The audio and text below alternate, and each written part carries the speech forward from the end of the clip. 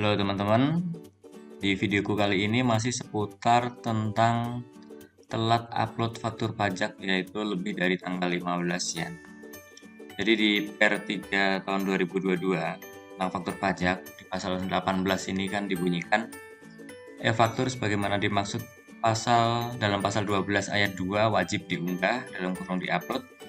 Direktorat Jenderal Pajak menggunakan aplikasi e-faktur dan memperoleh persetujuan dari Direktorat Jenderal Pajak paling lambat tanggal 15 bulan berikutnya setelah tanggal pembuatan e-faktur. Terkait pasal ini, kemarin saya sudah pernah bikin video, judulnya itu kurang lebih solusi jika faktur pajaknya reject karena di-upload lebih dari tanggal 15 ya. Jadi memang kalau untuk caranya agar kita tetap bisa bikin faktur pajak, memang sampai saat ini tidak ada cara lain, yaitu selain kita geser masanya. Kita geser, contohnya April sudah telat, tanggal 15 Mei belum upload, berarti harus kita geser menjadi masa Mei. Itu pun jawabannya saya dapat dari teman-teman di KPP, dan saya lihat juga ini di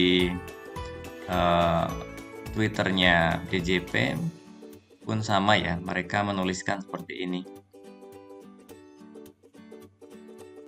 Alternatif yang dapat dilakukan yakni dengan merekam kembali faktur pajak baru atas penyerahan yang bersangkutan.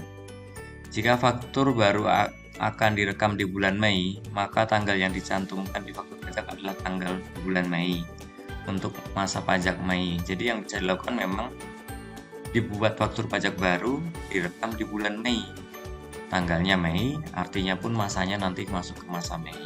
Seperti itu teman-teman. Jadi tidak ada pilihan lain, kita otak-atik paksain masuk ke April, itu mustahil bin mustahil teman-teman.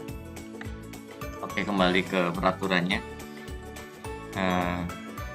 Jadi terkait tadi kita geser bulannya itu sebenarnya tidak menjadikan masalahnya 100% tersolusikan gitu.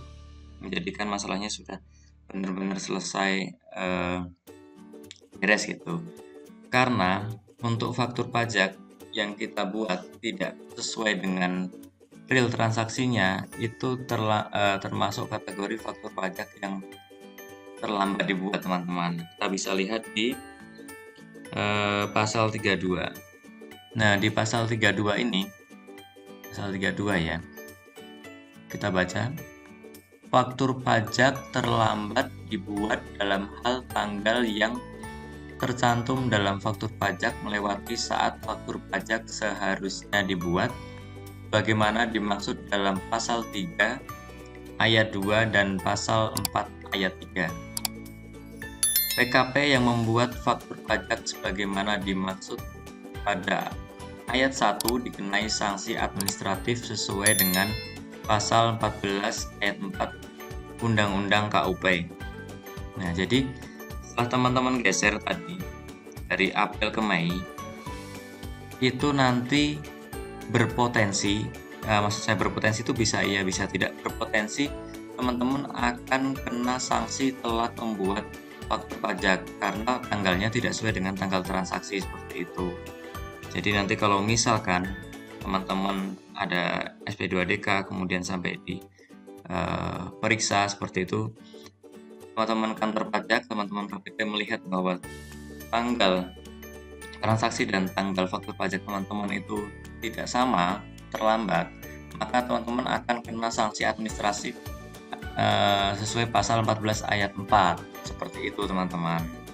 Tapi kalau teman-teman KPP tidak memeriksa, kemudian saat memeriksa juga tidak menemukan, ya tidak ada sanksi itu. Jadi sanksi itu pasti terbit karena teman-teman KPP melihat ada yang tidak pas di faktur pajaknya, tidak sesuai dengan tanggal real transaksinya. Nah, pasal 14 ayat 4 itu seperti apa sih? Kita baca saja. Nah, bunyinya seperti ini teman-teman. Kita baca yang bawah teman-teman. Yang bawah ini yang sudah sesuai dengan Undang-Undang Cipta Tenaga Kerja ya. Jadi terhadap pengusaha atau pengusaha kena pajak sebagaimana dimaksud pada ayat 1 huruf D dan huruf E masing-masing, Selain wajib menyetor pajak yang terutang, dikenai sanksi administrasi berupa denda sebesar 1% dari DPP. Nah, ini maksudnya wajib menyetor pajak tertentu, maksudnya setelah kita buat di masa Mei, itu kan pasti kita setorkan ya, karena kita buat faktur pajaknya di Mei, otomatis kita akan setorkan melalui masa Mei. Dan kalau terjadi pemeriksaan, diketahui ada keterlambatan, teman-teman akan dapat surat tagihan pajak. Denda sanksi administratif 1% kali DPP. Itu. Yang ini teman-teman tidak bisa hindari teman-teman.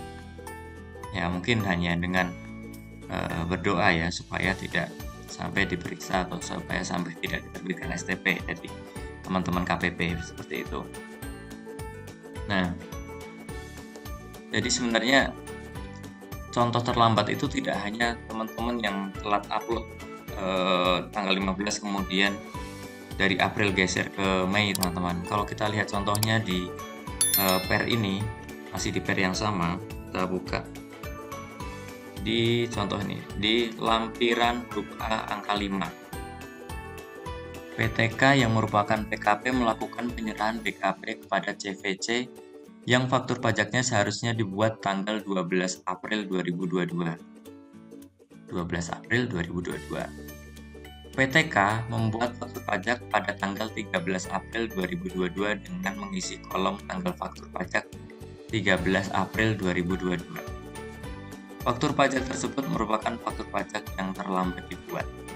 PTK dikenai sanksi administratif sesuai dengan pasal 14 ayat 4 Undang-Undang KUP yang saya sebutkan tadi.